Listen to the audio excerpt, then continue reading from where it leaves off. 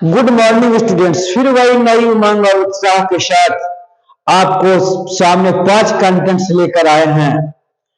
पहला है कि पुरातात्विक सामग्री का भ्रामक समीक्षा जो किया है, जिसके कारण हमारे इतिहास में विकृतीकरण आई है, उसके बारे में बताएंगे। और आज भी जो खोज हो रहा है, जो बताता है कि जितना भी चीज है जो अंग्रेजों ने किया है वो बहुत बड़ा भूल कर दिया, बहुत बड़ा गलती कर दिया है। सिर्फ अपने यूरोपीय देशों को उच्चतम उठाने के लिए उन्होंने बहुत बड़ा इतिहास में भूल करने की कोशिश की है, जिसको फिर से रिसर्च की आवश्यकता है। और माननीय प्रधानमंत्री से बार बार हम अनुरोध करेंगे कि वो इस पर रिसर्च करा दे और फिर से मेरा स्वर्णिम इतिहास, भारत का स्वर्णिम इतिहास लिखा जा सके, जो स्वर्ण की चिड़िया था, है और रहेगा भी। तो दूसरा है थेलस थ्योरम का एक्सरसाइज 7 का 1 बता देंगे, उसमें भी दो बताएंगे, 2 कल बताएंगे। क्या चंद्रकोटस ही चंद्रगुप्त मौर्य था? जबरदस्ती उसको चंद्रगुप्त मौर्य साबित करने से नहीं हो जाएगा, उसकी सही प्रमाणिकता की आवश्यकता है और सही प्रमाणिकता इतिहास में नहीं मिलता है, इसलिए चंद्रकोटस चंद्रगुप्त मौर्य नहीं था, ये बताएंगे। प्रथम गोलमेज सम्मेलन 1930 ईस्वी में क्यों हुआ, क्या कारण था, आज उस पर भी हम फोकस डालेंगे कि क्या कारण था कि बार बार अंग्रेज गोलमेज सम्मेलन करवा रहा है, कमीशन बैठा रहा है। बहुत डरपोक था और सिर्फ यहाँ राजवाड़ों में या जो हमारा स्वतंत्रता सेनानी था उसमें सही ढंग से एकता प्रोड्यूस जो प्रस्तुतिकरण था वो नहीं हो पा रहा था। आजादी तो हमें कभी मिल जाती, 1857 में ही मिल सकती थी, लेकिन चूंकि स्वतंत्रता आंदोलन को गाइड करने वाला सही व्यक्ति नहीं मिला, सभी लोग को फुट डाले राज करे वाली नीति से सभी लोग इधर उधर भाग जाते थे और यही कारण है कि हमारी स्वतंत्रता मिलने में इतनी देर हुई।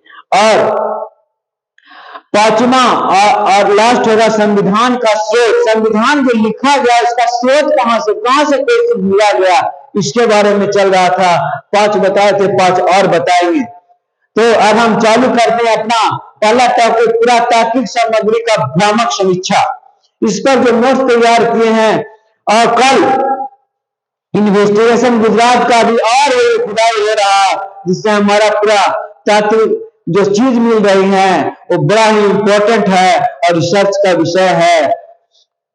तो हम आज हड़प्पा के पूर्व सभ्यता की खोज पर बोलेंगे। इस दृष्टि से पाकिस्तान स्थित कोटा घाटी के किले गुज मोहम्मद, रानी धुड़ाई, अमरावत बस्ती, कोटदीपी और भारत के गंगा की घाटी, आलमपुर, गुजरात में लोथल, रंगपुर, मोती पिपली आदि, राजस्थान में कालीबंगम, पंजाब हरियाणा में रोपड़ तथा मध्य प्रदेश में कई स्थानों की खुदाई में मिली सामग्री हड़प्पा पूर्व की ओर ले जा रही है। धोलावीरा की खुदाई में तो एक पूरा विकसित नगर मिला है, जिसमें पानी की उपलब्धि के लिए बांध आदि की भी की तथा जल निकासी के लिए नालियों का सुंदर व्यवस्था के साथ भवन आदि बहुत ही परिष्कृत रूप में वैज्ञानिक ढंग से बने हुए मिले हैं। एक अभिलेख भी मिला है जो पढ़ा नहीं जा सका है, उसको भी पढ़ने की जरूरत है। और जॉन्स प्रिंसेप से अच्छा लोग यहाँ पढ़ने वाले हैं और उससे हम बार बार कहते हैं कि हमारा इंडिया जो फिर से इस पर रिसर्च करेगा, फिर से हमारा स्वर्णिम इतिहास लिखा जाएगा और जितने भी मुगलों का इतिहास सब गलत लिखा हुआ है, उस पर जरूरत है सही ढंग से प्रस्तुति का।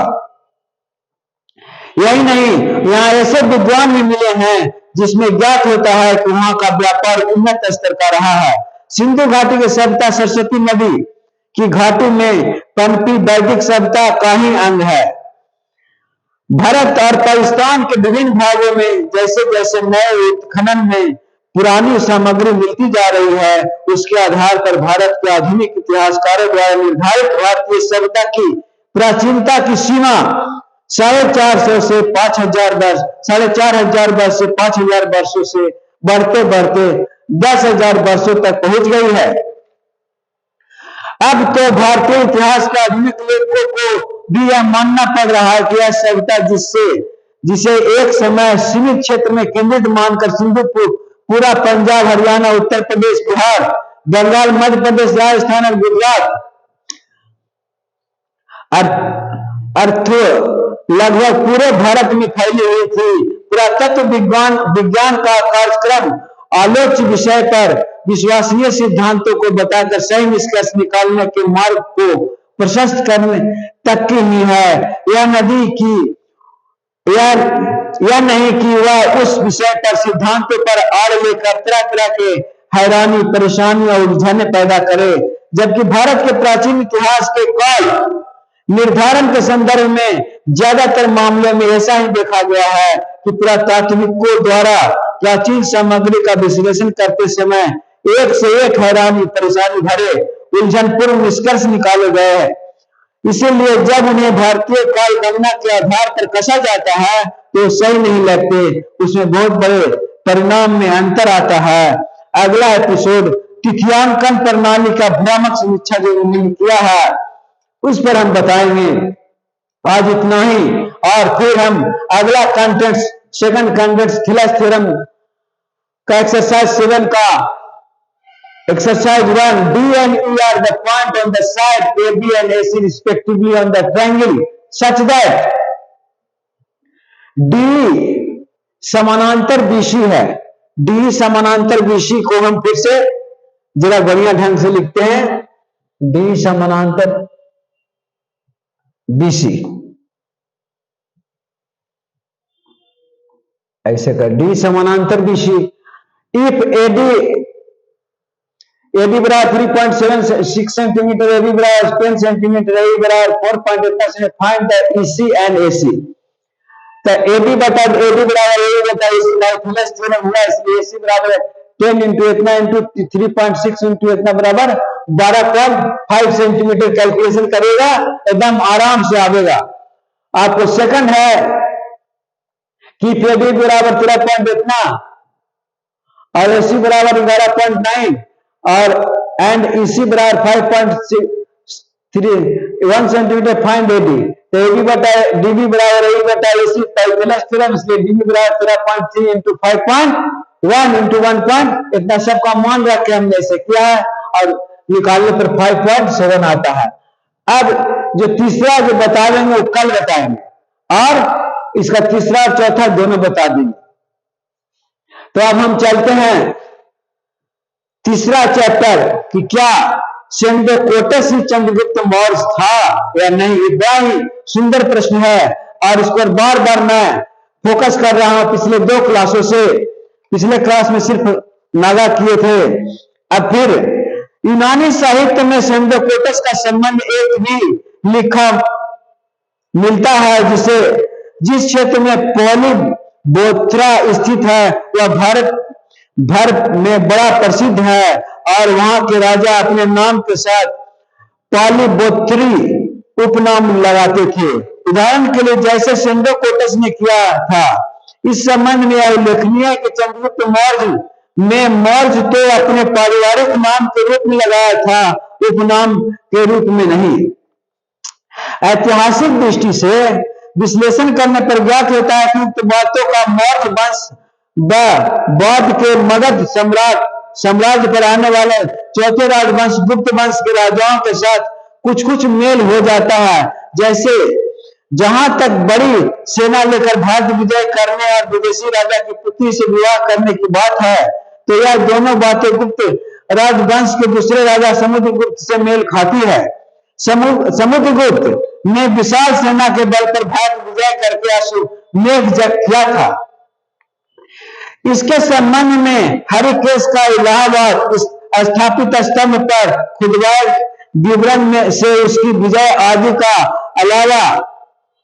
अलावा यह भी ज्ञात होता है कि पश्चिमोत्तर क्षेत्र में युद्ध विजय के बाद उसे किसी विदेशी राजा ने अपनी कन्या उपहार में दी थी।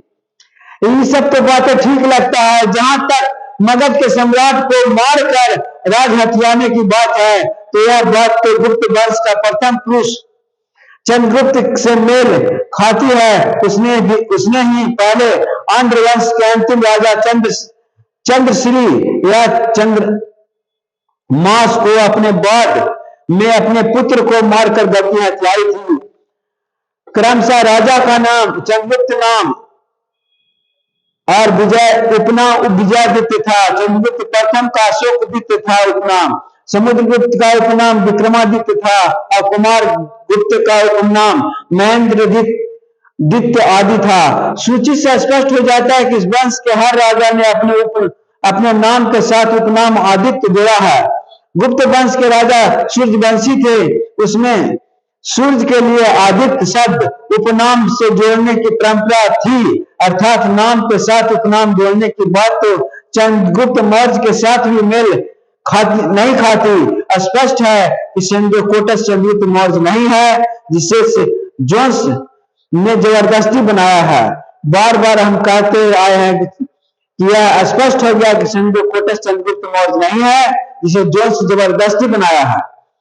अब अगला एपिसोड में क्या पोलीब्रोथा ही पाटलिपुत्र था, ये बताएंगे। और अब मेरा अगला जो कंटेंट्स है, प्रथम गोलमेज सम्मेलन 1930 ईस्वी में क्यों हुआ, क्या कारण था, इसके बारे में बताएंगे। प्रथम विश्व युद्ध समाप्त हो चुका था। यहाँ के लोगों ने प्रथम विश्व युद्ध में अंग्रेजों को जो सपोर्ट किया था, यहाँ के सैनिकों को भी ऐसा अनुभव हो गया था, यहाँ के नेताओं को भी ऐसा अनुभव हुआ था कि हम ही मजबूत हैं, हमारे बल पर ही इंग्लैंड यानी अंग्रेजों ने प्रथम विश्व युद्ध जीता है। ये लोगों को भारतीय लोगों को विश्वास हो गया था, इसलिए वह स्वतंत्रता के लिए खड़बड़ाए हुए थे, बौखलाए हुए थे। और इसी के कारण जो उन्होंने इसका उत्साह देखकर, इंडिया के लोगों को उत्साह देखकर, सपोर्ट देखकर उन्होंने कहा था कि हम तुमको स्वतंत्र कर देंगे। लेकिन आज जब जीतने के बाद, प्रथम विश्व युद्ध जीतने के बाद, अंग्रेज कभी भी भारतीयों को सत्ता देने के पक्ष में नहीं थे, इसीलिए गोलमेज सम्मेलन हुआ। तब प्रथम गोलमेज सम्मेलन 1930 ईस्वी में भारत के संवैधानिक समस्या को सुलझाने के लिए लंदन में 12 नवंबर 1930 को प्रधानमंत्री मैकडोनल्ड के अध्यक्षता में प्रथम गोलमेज सम्मेलन किया गया। इसमें भाग लेने वाले कुल 89 प्रतिनिधियों में से 16 प्रतिनिधि ब्रिटिश संसद से, 16 भारतीय रियासत के और 57 ब्रिटिश भारत के थे। कांग्रेस के इस सम्मेलन में भाग न लेने के कारण कई निर्णय नहीं निकल सका, अतः सम्मेलन अनिश्चित काल के लिए स्थगित कर दिया गया। यानी आंदोलन की तीव्रता को देखकर ब्रिटिश सरकार द्वारा 1930 ईस्वी में नवंबर माह में लंदन में प्रथम गोलमेज सम्मेलन का आयोजन किया था। इस आयोजन में कांग्रेस को छोड़कर अन्य सभी राजनीतिक लोगों ने भाग लिया। कांग्रेस के बिना किसी भी राजनीतिक समस्या का समाधान नहीं हो सकता था, इसीलिए उन्होंने गांधी जी से इरविन समझौता किया और 1931 ईस्वी में प्रथम गोलमेज सम्मेलन के कांग्रेस को भाग न लेने के कारण ब्रिटिश संसद किसी निर्णय पर नहीं पहुंच सकी। ब्रिटिश संसद ने भी यह अनुभव किया कि बिना कांग्रेस के किसी निर्णय पर नहीं पहुंचा जा सकता, अतः ब्रिटिश सरकार ने वायसराय इरविन को आदेश दिया कि वे गांधी जी से समझौता करे और 5 मार्च 1931 को गांधी जी व इरविन के बीच एक समझौता हुआ, जो गांधी इरविन समझौता के नाम से जाना जाता है। इस समझौता में इरविन द्वारा स्वीकार की जाने वाली बातें थी, केवल उन्हीं राजनीतिक बंदियों को जेल में रखा जाए जिन पर हिंसा का आरोप है, शेष बंदियों को रिहा कर दिया जाए। भारतीय समुद्र के किनारे नमक बना सकते थे हैं, शराब एवं विदेशी कपड़ों की दुकान पर भारतीय धारणा दे सकते हैं। जिन सरकारी कर्मचारियों ने अपना नौकरी को त्याग पत्र दिया है, उन्हें पद पर बहाल करने में सरकार उदारता दिखाएगी। इस समझौते में कांग्रेस की ओर से महात्मा गांधी जी पर स्वीकार की जाने वाली बातें थी। सबने अवज्ञा आंदोलन स्थगित कर दिया जाएगा। लंदन में आयोजित होने वाले द्वितीय गोलमेज सम्मेलन में कांग्रेस भाग लेगी। तीसरा, कांग्रेस ब्रिटिश सामान का बहिष्कार नहीं करेगी। गांधी जी पुलिस द्वारा की गई जातियों के बारे में जांच की मांग नहीं करेंगे। यानी जरा देखिए कितना चालबाज थे अंग्रेज लोग। जब जब ब्रिटिश गवर्नमेंट की चूल्हे हिली हैं, वह एक समिति पर पहल की है, वह एक सम्मेलन करवाता था, वह हमेशा भारतीयों के डर के साए में उपनिवेश का काम करते थे और हमेशा फूट डालो और राज करो की नीति अपनाई थी। जब भारत के लोग उन बातों को समझ गए तो यहाँ से भागने की कोशिश इज्जत से करने लगे। यही है आज का जो मेरा कंटेंट में तैयार किया हूं। यदि आपको अच्छा लगा होगा तो एक लाइक और सब्सक्राइब जरूर करिएगा। अगले बार हम सेकंड गोलमेज सम्मेलन के बारे में बताएंगे कि क्या कारण था कि अंग्रेज भारतीयों की जिज्ञासा बढ़ी हुई थी, हिम्मत बढ़ा हुआ था। प्रथम विश्व युद्ध समाप्ति, प्रथम विश्व युद्ध जीतने में जितना सपोर्ट इंडिया ने पैसा तन मन धन से किया था अंग्रेजों को, उसका दुष्परिणाम रॉले पैक्ट में दिखाई दिया। अब ज्यादा तो नहीं बोलना चाहते हैं, फिर हम गोलमेज सम्मेलन में, सेकंड गोलमेज सम्मेलन में और कुछ बताएंगे। और अब मेरा कार्यक्रम लास्ट है और धन्यवाद ज्ञापन है, उसके बाद हम दिखाते हैं कि ये YouTube कैसे चलता है। थोड़ा सा YouTube पर दिखा देते हैं आपको, इसमें YouTube चलाने के लिए कैसे YouTube चलता है।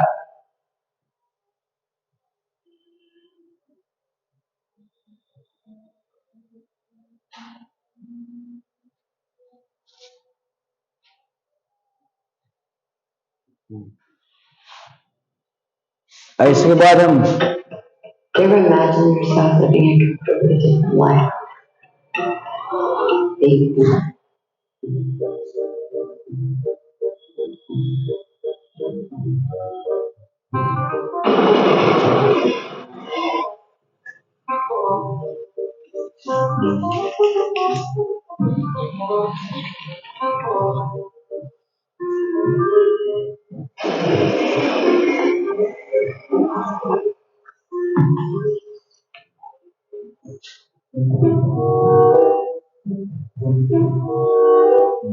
देखिए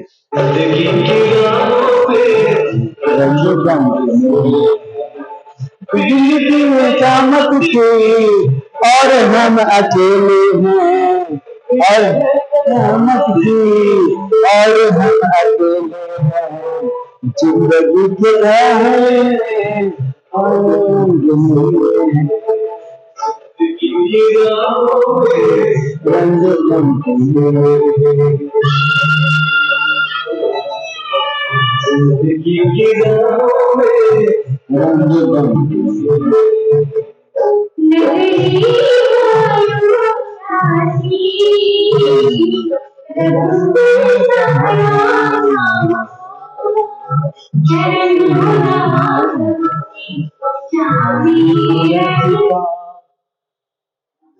अब इन्हीं चंद शब्दों के साथ मैं अपना वाणी को विराम देता हूं और समाप्त करता हूं।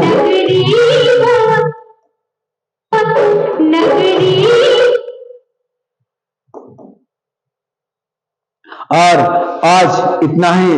धन्यवाद, धन्यवाद, धन्यवाद। जय हिंद, जय भारत।